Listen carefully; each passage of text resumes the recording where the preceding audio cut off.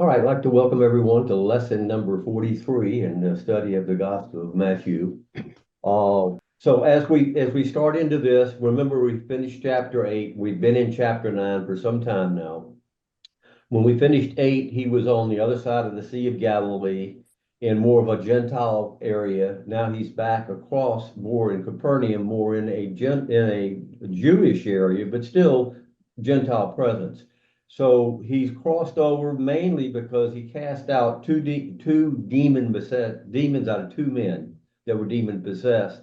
And he ran the pigs, remember, into the Sea of Galilee, and the town was all upset and asked him to leave. So they asked him to leave. He did. He got in the boat and went to the other side. Now we're back in the chapter 9. When he comes over, they bring the paralytic. Remember, they carried him, they laid him down the roof, and we went through that as well.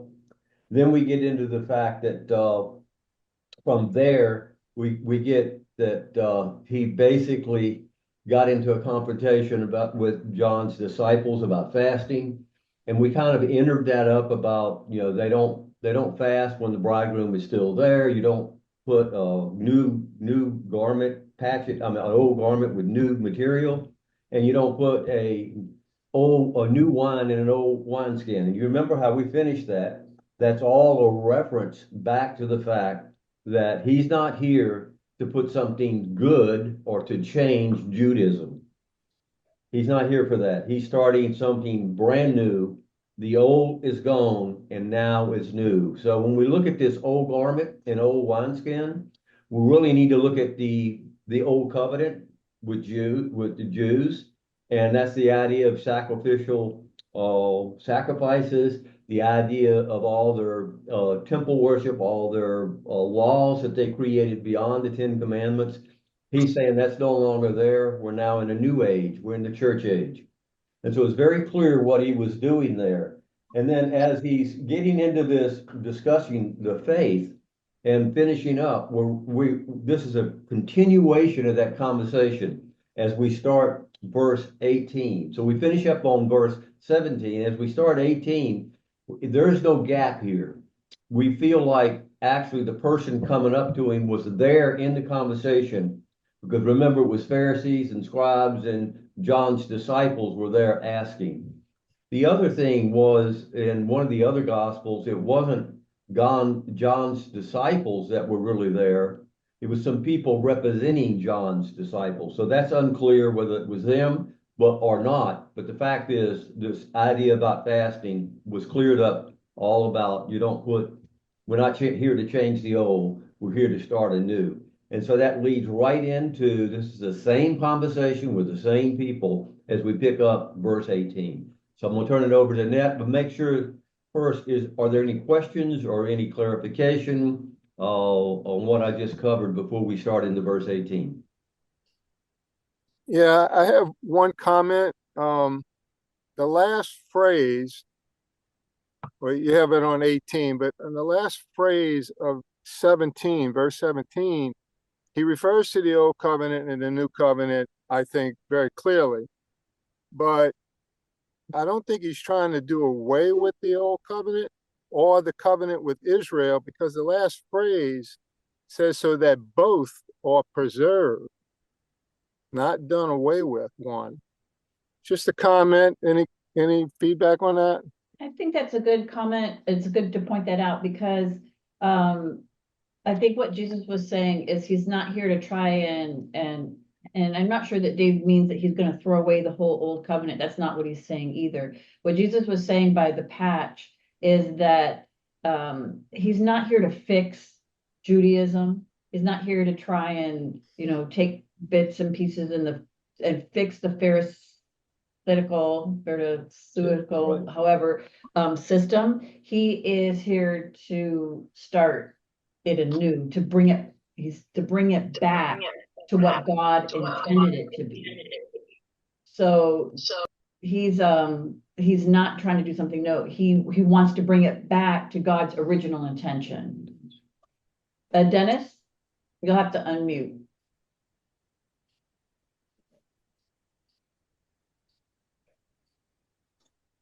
He may raise his hand in that. Did you Dennis, you're muted. Did you have a question or something to add? I'm sorry, I touched the button and it didn't unmute me. Okay. The law was the tutor to bring us to Christ. The how can I say this? When you came to Christ, even in the Old Testament, I mean, when David wrote in the Psalms, I would sacrifice bulls and goats to you, but I know it doesn't please you. You know, why did he say that? Why didn't he sacrifice bulls and goats? Because he had that understanding of Christ. And when you had a relationship with Christ, there's a somewhere in the Old Testament that I was shown one day and I read it. I can't remember where it is, where God said through a prophet that he hated the law. There's no redemption in the law. There's no redemption in the Old Testament. And then when you study what the real, how can I say this? The real Intention of the law. yeah, no, but the promise that he made to Abraham, when you study really what that is, it's you'll see that that's here today as much as it ever was with everybody. But anyway, that's a whole nother thing. And Yeah, good point. it goes back to Jesus saying, I'm not here to abolish the law, I'm here to fulfill the law. Right. And so what we see is that Jesus, again, as we said, and as you said, without the law, we don't know what we're doing wrong. So the law is necessary so that we understand sin and not sin. And so the law stands and Jesus fulfilled the law. Yeah, and when we went back to the Sermon on the Mount, Jesus was clear, I did not come here to abolish the law. And that's the law and the prophets. That's the whole Old Testament. I came to fulfill them. So when I said the new wine is a representative of the new covenant, the new covenant basically says ceremonial law is gone. All right. That's history. All of your traditional religious activities are gone, sacrifices and all that are gone. What is not gone is the moral law. The moral law is God's 10 commandments. Jesus didn't abolish that. He clarified it and he actually summarized it down into 2 commandments instead of 10. But again, he did not come to abolish that, but to fulfill that. So it's a great question, I think, Charlie, because it can be confusing, but it's clear that you don't add Jesus to Judaism. It's Judaism is gone and the Jesus's church is brand new.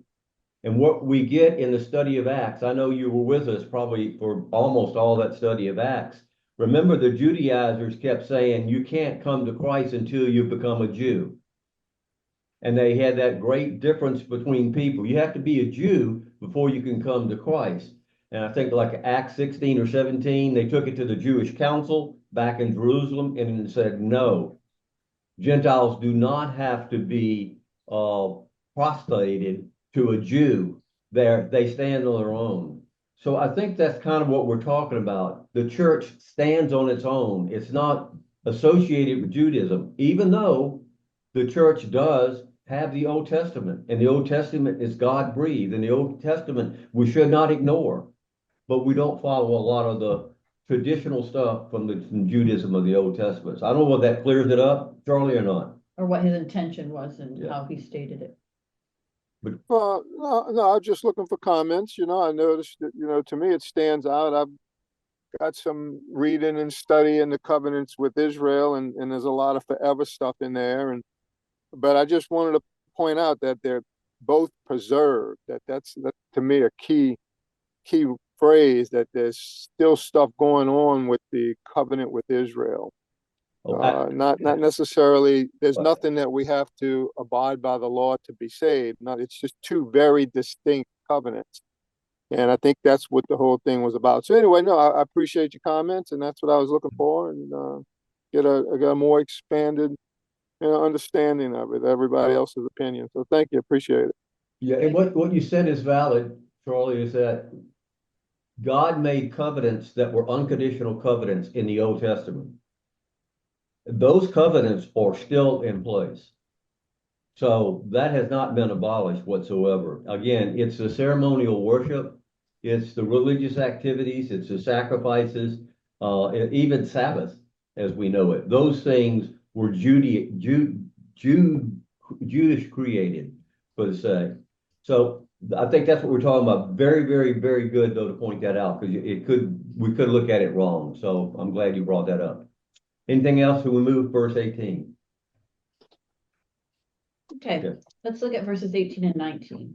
While he was saying these things to them, behold, a ruler came in and knelt before him, saying, My daughter has just died, but come and lay your hands on her, and she will live. And Jesus rose and followed him with the disciples. So what do we know about this ruler? Well, according to the other gospels, the ruler is Jairus. The word ruler in Hebrew means someone in authority. It can be civic, it could be synagogue, it could be military, but in this particular case, the ruler is the ruler in the synagogue, and we know his name is Jairus from the other gospels. Excellent. So Matthew doesn't go into any detail here. We're not sure exactly why, but if you go to Mark chapter 5 or Luke chapter 8, you will get a more detailed kind of description of this event, these events that we're going to be talking about today. So what we do know, as Colin said, his name is Jairus, and he is the Jewish leader of the synagogue. So he is the head of the synagogue, which makes him probably the highest ranking person in the entire city of Capernaum. Okay, so he's probably the highest ranking Jew in the city. Possibly he's a Pharisee. You will see people in the literature kind of alluding to that, but none of the gospel writers point out that he was a Pharisee. It's very possible he could have been. It is not a requirement that he was. I kind of feel like maybe he was a Pharisee. But being in charge of the ruler of the synagogue, he was in charge of running running the synagogue, the actions and activities of the synagogue. He would be directing, if not teaching, directing those who did teach. He would be settling disputes. He would be working on the meditations and the worship during the synagogue service and all the other leadership duties. So he would have been very active and absolutely well known within the Jewish community there in Capernaum. Now, it's interesting, we have to go back to the original language. It said, behold, a ruler came and knelt before him. So we know that there's a big crowd and he comes and kneels before him. So why not just come up to him and put his hand on Jesus and say, Jesus, Jesus, my daughter just died. Can you come lay your hand on her? No, he knelt. And the word that they use for knelt is pipto. So pipto is an act of worship. And what we see here is this father is so desperate and that to get to Jesus, and that he falls and worships him. And without caring what Pharisees might think. So already Jesus has been involved in a little bit of this tension going on between the religious leaders, and that there's already been a little bit of ruffles going back and forth. And Jairus, in his desperation, falls at the feet of Jesus in worship, humbling himself and asking or requesting that he would come and take care of his daughter. And so we find that that's really important. Now, there's something with the fact that how did Jesus handle this worship? This is something we really need to look at. Many people will tell you, especially the Jehovah's Witness, will say that Jesus Christ never claimed to be God. And we know that that is not true, that there are times where the woman at the well, he told her that he was the Messiah. I mean, he has said he was God. But here's another instance where we would see Jesus accepting his godship, in that, if you remember, when they fell down to worship the angels in Daniel, when he fell down at the angel and the angel said, don't worship me, stand up, I'm not to be worshiped.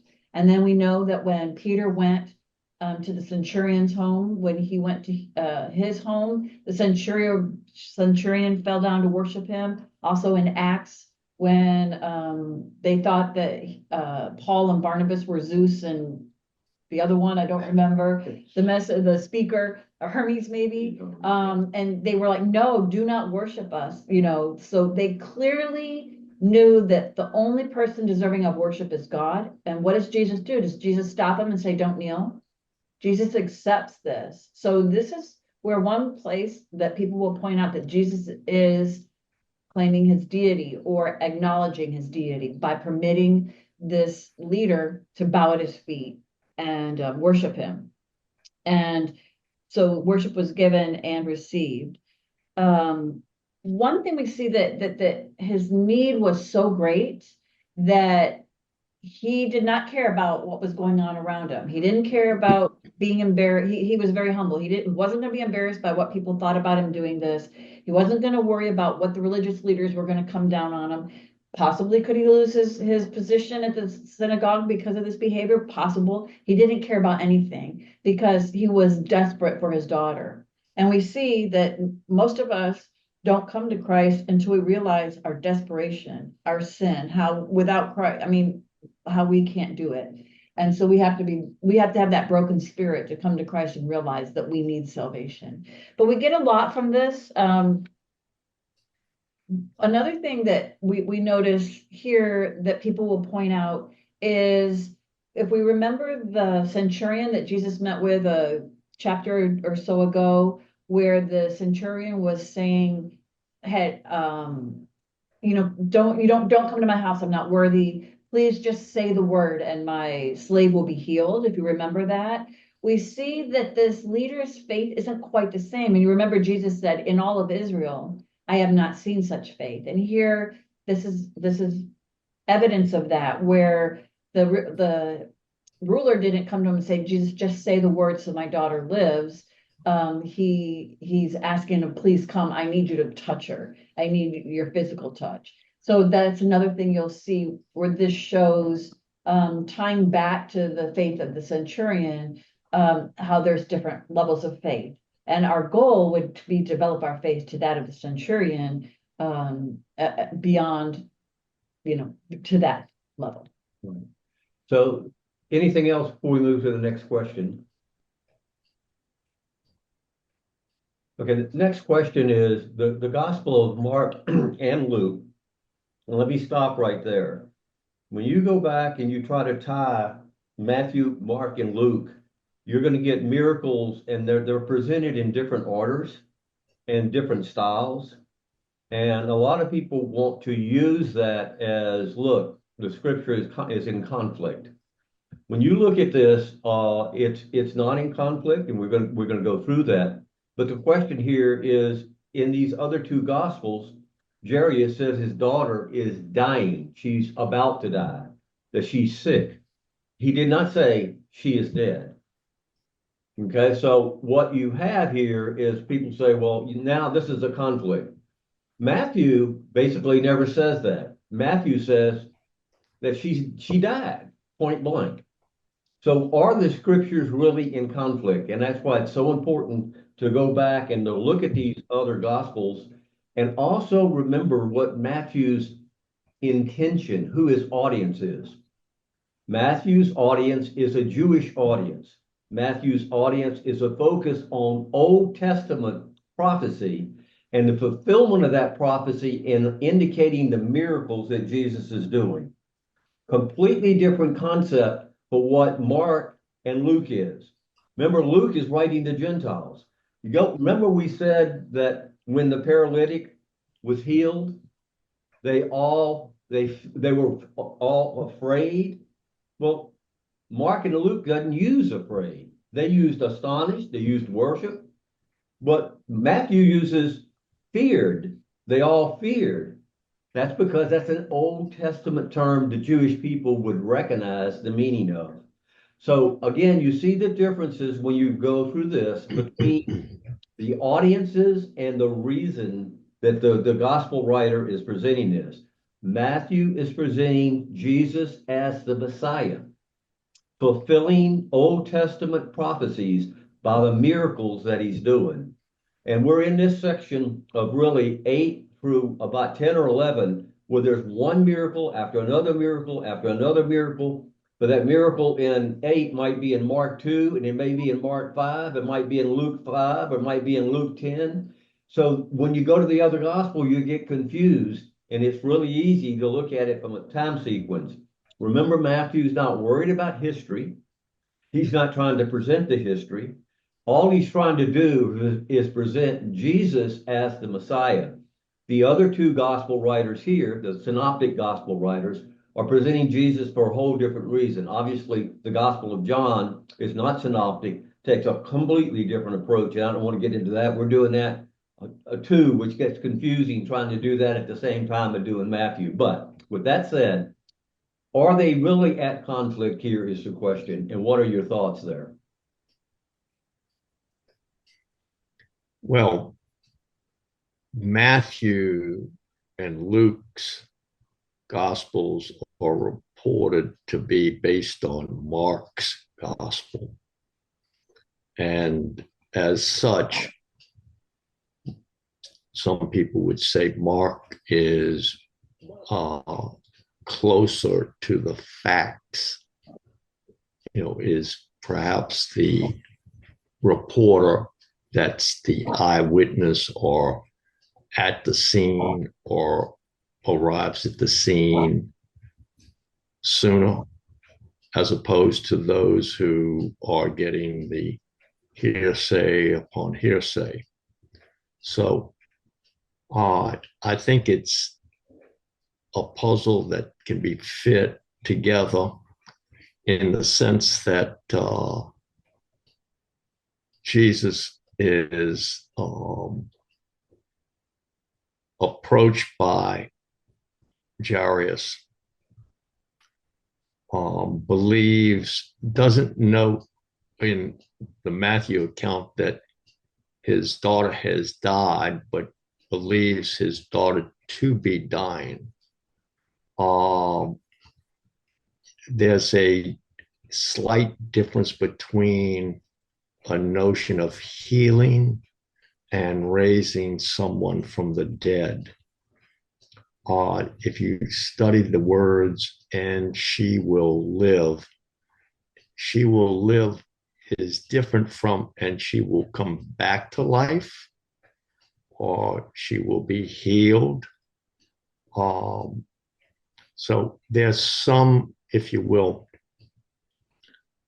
parts of the puzzle that come together. The other Gospels indicate that Jesus gets up, because at least in Matthew here, it appears that he's sitting as opposed to lying down or standing up. Jesus rose, and Jesus goes at this particular time, and then on the way, we have Jairus going with Jesus and the disciples, but as we see in the next verse or so, the crowd's making it very difficult for Jesus to move forward. And I don't believe this to be a conflict, but I believe it to be part of the revelation that God is choosing to have Jesus' ability to raise from the dead someone who has died. Now, this healing, this raising of Talitha, the daughter of Jairus, is before the raising, before the 4 days of delay that Jesus intentionally chose to wait so that he could prove that, yes, Lazarus really was dead. He wasn't sleeping. He hadn't just swooned and now was going to wake up. No, this was two different, if you will, revelations of Jesus's power. And this is a precursor of what is going to occur with Lazarus and what is going to occur with Jesus's death and Jesus's resurrection. Those are really good so- points. Yeah. It's- it- And the point here is, first, I'm not sure I totally agree with Mark being more accurate and the other two are copying Mark. I think Mark may have been first. But the fact is, Luke and Mark, neither of them are apostles, and Matthew is. Matthew was selected by Jesus. The other two gospel writers are narrators or taking notes from other people. They're eyewitnesses, not of necessarily Jesus, but they're an eyewitness of an eyewitness and recording it. I think there's cases in which one is more accurate than the other. I totally agree. But on a general category, if you look at Sermon on the Mount, there's no other gospel that comes close to the detail that Matthew gets into, because we knew he knew shorthand. We knew he knew multiple languages. And so Matthew does a pretty good job getting the detail. But what I'm saying is Matthew's intent is not getting into the details. That's what I'm trying to get across. Mark and Luke kind of get in more to the details, and I think Mark does. But Matthew is summarizing the event. He's talking about raising from the dead. He's not talking about anything else. He's trying to say that that's a messianic power. That's a God power. And he's not trying to give the history. When you go back and look at these other two gospels, he does come and say, my daughter is dying. She's at the point of death. But you read on, they come back to Jairus and say, oh, Jairus, your daughter has died. Don't bother the teacher. Don't tell him to come. He's already died. She's already died. Matthew picks it up after that was said in the other two gospels. And Matthew picks it up to where Jairus says, my daughter's died, not come heal her from sickness. So we find a difference in the presentation because Matthew, number one, is going to summarize the event. Number two, his whole focus is for you to focus on the Messiah and proving that Jesus is the Messiah. And so, John tries to take Jesus as God. Luke takes his human nature, and Mark brings it in from Peter, apostle nature of Jesus. So they all take a different spin on it. All of them are 100% accurate. All of them have a little bit different focus.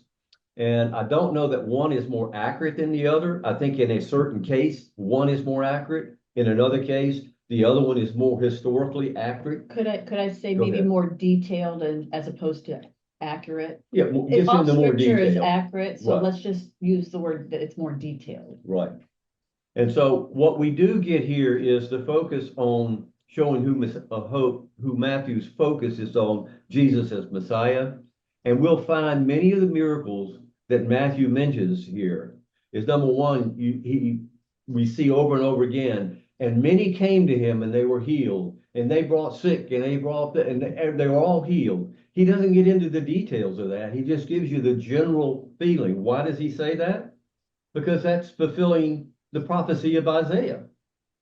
So that's the exact prophecy of Isaiah. And we'll get to that when we get into John's disciples coming into the next chapter about asking, I think it's the next chapter, of asking Jesus, is he really the one to come? We'll get into that level of detail.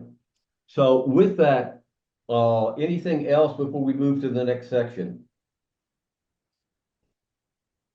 Okay. Okay, let's look at verses 20 through 22. It's kind of, we've got Jairus bookending they inserted this little occurrence that happened between Jairus' arrival and Jesus' departure. And behold, a woman who had suffered from a discharge of blood for 12 years came up behind him and touched the fringe of his garment. For she said to herself, if I only touch his garment, I will be made well. And Jesus turned and seeing her, he said, take heart, daughter, your faith has made you well. And instantly the woman was made well. So what do we know about this woman? Well, we know she had a medical condition. And again, we need to draw information from the other two gospel accounts. But we know she has a medical condition. Most physicians that read this kind of feel like she had a continuous uterine bleeding that wasn't stopped. And women that are burdened with this kind of disease or problem situation typically become very iron deficient. They're exhausted. It's difficult to carry about their day-to-day business. So we know she's been very ill. Also from the other accounts, we know that she had spent all the money that she possibly had on physicians, and she was now broke, destitute, financially probably broke, bankrupt, and desperate, but never got any better from all the money she spent. Now, when we look at what her condition is, bleeding, for whatever reason, the Jews had this terrible derision with blood, and probably a bleeding condition would be second only to leprosy. Leprosy would have been the very worst outcome, but having a bleeding condition would put you right up about there. And we know that anyone with a bleeding condition would be considered unclean. So if she's Jewish, and there is some debate with possibly she's Gentile, possibly she's Jewish. We don't know for certain, it doesn't tell us. But they use the fact that if she was Jewish, she knows she's unclean. She has to avoid people, stay on the outskirts of the community. She's not permitted in the temple or the synagogue. She is an outcast. And so we know that about her. And so we find it curious that if she's Jewish, she would have risked coming into the crowd, because she would have known as a Jew she needed to be away from people, because anybody that came in contact with her, then she's making them unclean, and that's kind of a burden she didn't want to bear. The reason some people say she possibly was Gentile, this doesn't matter in the story, I'm just giving you some extra background. Some people would think she was Gentile because a Gentile wouldn't hold the same restrictions, that they wouldn't go around people. Of course, she's embarrassed by her condition. It would be embarrassing. It wouldn't have been easy to hide. And so she would have to humble herself to go around other people as a Gentile to get access to Christ. But either she was a Gentile and didn't care about this unclean issue, it would be more humbling, embarrassing her condition, or she was a Jew that was going to throw that tradition to the wind in her desperation to get to Christ. So that's basically what we know. She would be just an isolated person. We know she's destitute. We know that she is desperate. The other question has, why touch the fringe of his garment? And I'm just going to go kind of lump these two together. Why is it in her head? She says, if I only touch the fringe of his garment. Well, we found two different thoughts on the fringe of the garment. One very small off the wall thought, and the rest of the commentators pretty much agreed. So we know that there was the hem of the garment or the fringe, and some people will make distinctions on what she was touching. The hem of the garment, frequently on a Jewish robe, would be have intertwined in there or embroidered in that their genealogy, where they stood, their clan or their family or their tribe, whatever that they came from. Different details about who they were and their heritage would be woven into the design at the hem. There was one person that brought that they were touching, that's what she was doing. The other one was talking about the fringe. Most everybody felt like this was a fringe. And what these fringe were another word would be tassels. So interestingly, we see that Jesus is wearing traditional Jewish male garb. He's not like John the Baptist wearing something odd, like camel hair, etc. He's not wearing burlap or, just some linen, whatever. He is dressing as a Jewish male would dress. So that's one thing we can take from this, that his appearance was in keeping with the time. The fringe was the Jewish males were to take this blue and white tassel, and the number of strands within the tassel were significant. The way it was twisted was significant, and they were to put it at the four corners of their garment. This tassel was to remind them each and every morning and night as they put the garment on, as they take the garment off, that they are God's chosen people. They are a child of God, from his chosen race. And so it also pointed out, reminded them, called them to prayer. It called them to be mindful of God. Anytime it would catch their eye as they're taking a step, it would make them mindful of God and who they were under God. Now we know the Pharisees. We know we have records about the Pharisees so they can't do anything just normal. They have to do everything grandly. You know, I think all the Pharisees must have been from Texas. Everything has to be bigger in Texas. Well, and I can say that because I'm from Texas. But anyway, they took these tassels that were meant to just be a reminder, and they made theirs really big and long and probably fluffy, so that they stood out of how godly they were, how chosen they were.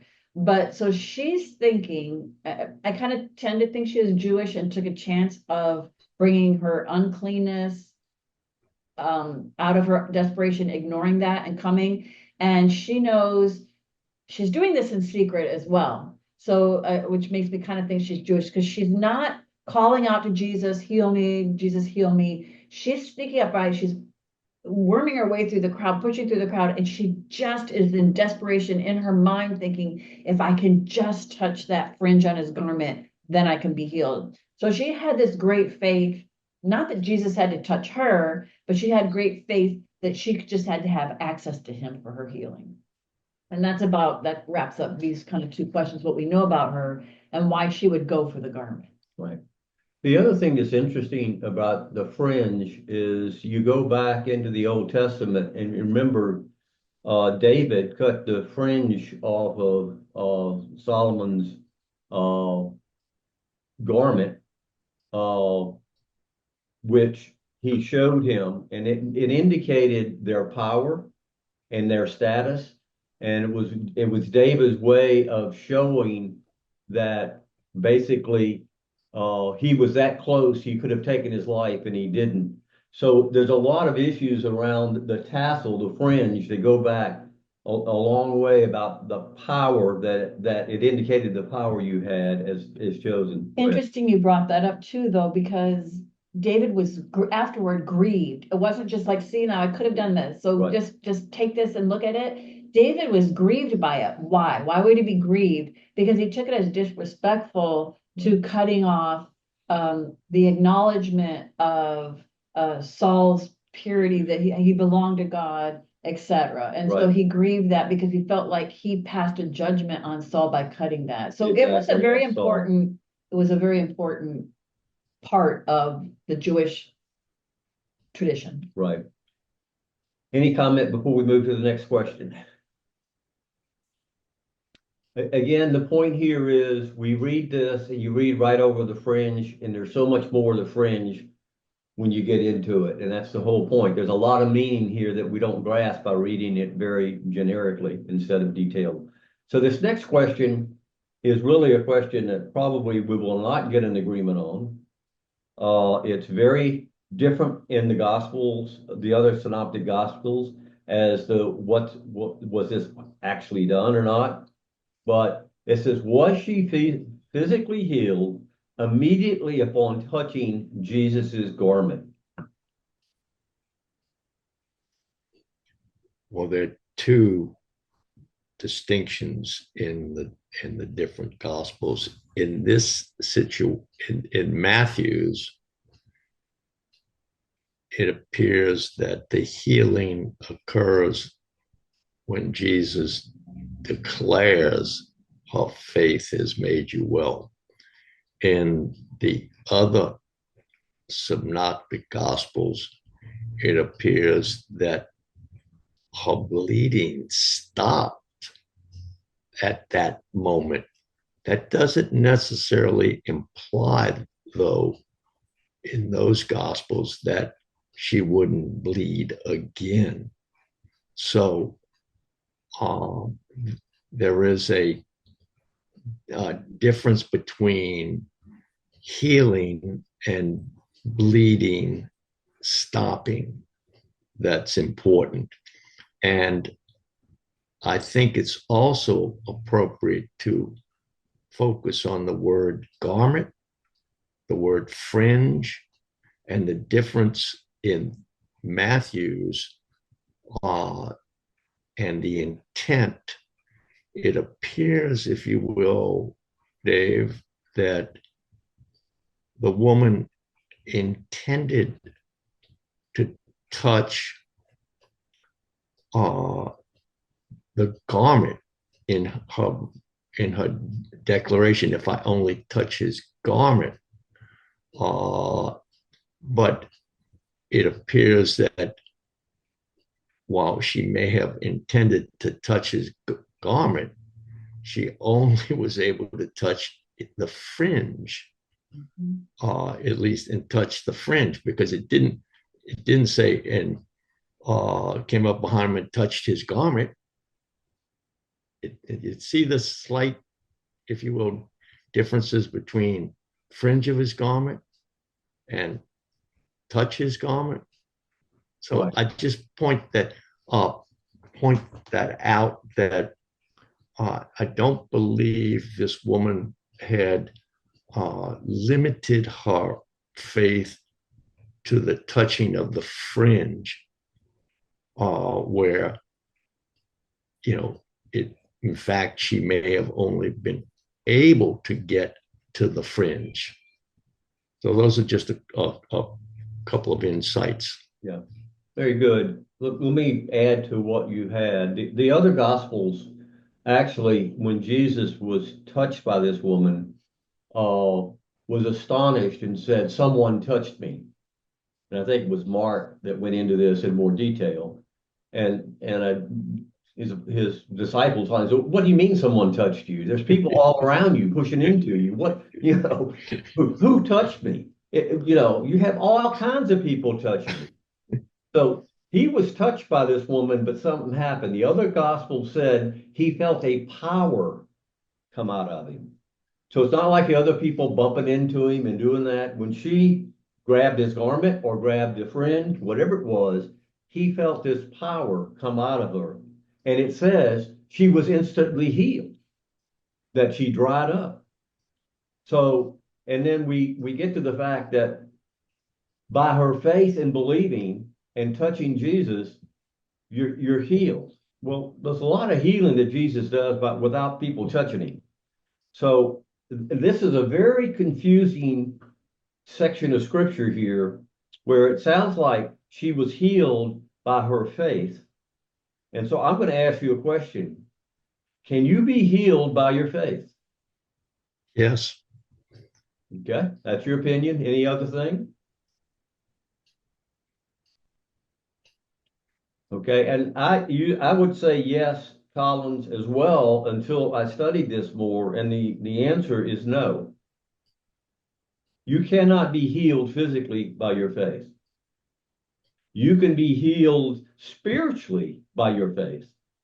You can come to God and come to Jesus as your Savior by your faith, but you can't heal yourself physically by your faith.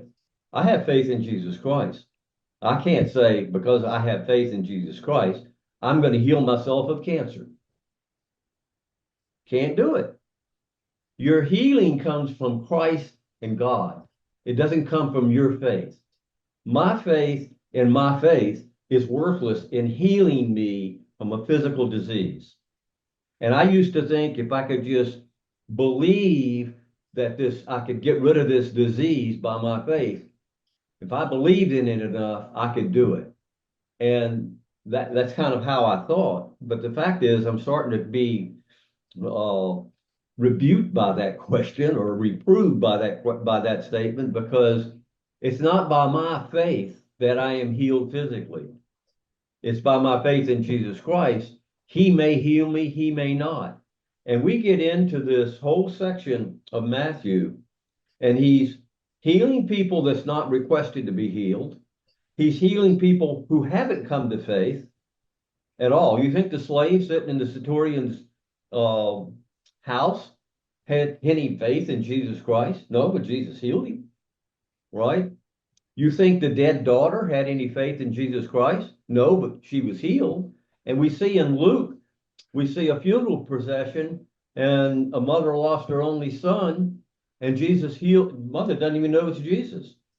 Jesus heals by people that have faith in him, that doesn't have faith, people that requested to be healed, that doesn't have. He heals by someone requesting to heal him. So Jesus is a way of healing people. There is no magic formula. There is no way to say this is what he does. It's sovereign and sovereign only. And I'm gonna get into a conversation I had this past weekend on that. I see Dennis has his hand up, so I'm gonna give him the floor before I continue on. Dennis, you're muted. When I was a young Christian, a guy asked me to come to this service to hear this guy preach. He was a great man. And I said, man, yeah. And I was ready to go down to New Orleans. I was all excited. He said, man, it's going to be a healing service. This guy's going to heal all kind of people. And something in my stomach turned, and I knew I didn't want to go. And I didn't even know why. People that say that go through this, if you don't have the right faith, you're not healed. I've seen people say that, man, I left that church because they told me I didn't have the faith or I'd be healed. These healers that do this stuff, they turn a lot of people away from Christ, a lot, because yeah, we need to pray, and yeah, God can answer our prayers, and yes, he can heal us, but that's his decision. If we got every time we wanted to be healed, nobody would ever die. Nobody would ever learn anything. Could you imagine if every time, if what's in the Old Testament, the guy that went through everything and at the end he knew Job. Jesus. Job. If Job would have got healed instantly as soon as he prayed, he wouldn't have learned what he needed to learn. I'm sorry, I'm ranting. I'm gonna be quiet. No, very, very, very valid. The point is that no one can heal based on their power. And this is false teaching where you have these faith healers and these services where they come. So I won't get into that. You're totally right on that. I see Collins has his hand raised, so I want to give him the floor before I can continue on. Go ahead, Collins. Thank you, Dave. Dave, thank you also for your illuminating the difference between a spiritual and a physical healing. And I know we're all blessed by your teaching. I'd like to make one correction, if you will. Dave, I believe you actually used the word Jesus touched when discussing Matthew's encounter with the woman. I do not believe that Jesus did any touching of the woman. The woman was the one who did the touching, and her touching was limited to, if you will, her intent to touch the garment, but perhaps her only getting to the fringe. I know that, no pun intended, that this is a touchy subject, but it's I know, Dave, you as a golfer know the difference between the fan of the golfer who's marching through the walkway, and the fans all reach out to touch the golfer. And the golfer, most of the time, is polite enough to reach out and touch the fan. And there's a difference in a sense. The golfer is rarely going through, oh, look, where are my fans that I can touch? No, the fans are there to, if you will, catch some of, if you will, the glory that's, the golfer's got. And I think that one of the concepts of touching by the, if you will, fans of Jesus is that act of touching is considered to be kind of like an alignment. In other words, I'm getting on the train with Jesus. I want to be with him. I want to be seen as being with him. And it's a manifestation, if you will, of a seeker, if you will, maybe not yet a believer, but I'm seeking to get to know this man who may be the Messiah, who may be God, who may be my Savior. And as the person comes closer to and gets to know Jesus, I believe that's their conversion. I'm not sure there's a lot in the New Testament about people coming to know Jesus, without having somebody share information about Jesus. I don't think that people wake up in the middle of the night and go, "Oh, I believe Jesus was just born in Bethlehem. We got to get there to see him." It's. I think those people were given the prophecies and given the celestial clue, for them to get up and take a hike. And I'm thankful for you being the light to us, Dave, in helping us to see the path to Jesus more clearly. So keep it up, brother. Yeah. Can I just make a clarification? Because you said, does your faith heal you? And it's like, well, no. And I just like to restate how that is. And it's all semantics and it doesn't really matter. But I think that our faith, when I said it's Jesus or God recognizing or acknowledging our faith, and then they're going to act on it. What is our healing going to be? Complete healing from an illness? It was only recently that I realized that sometimes healing is bringing you home and then you're forever healed. So does our faith heal us? One way or the other, I believe, and it's God's sovereignty and acknowledging our faith and then acting upon it according to his will. I understand what you're saying, and I totally agree that it heals us in eternity, right? But it may not heal us while we're on earth. Right. So I can see what your point is. Collins, if I said Jesus touched the woman, I said that wrong, so I apologize. I'm glad you pointed that out. I didn't mean that. What I meant was you don't get healing by touching Jesus or touching his garment. What I think that shows is her faith in Jesus and who he is has gained her salvation.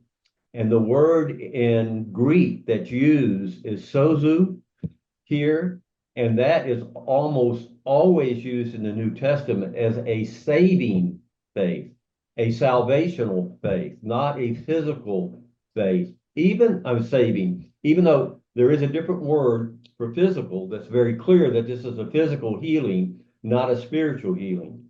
So I'm going to sum this up because we're right up against the time.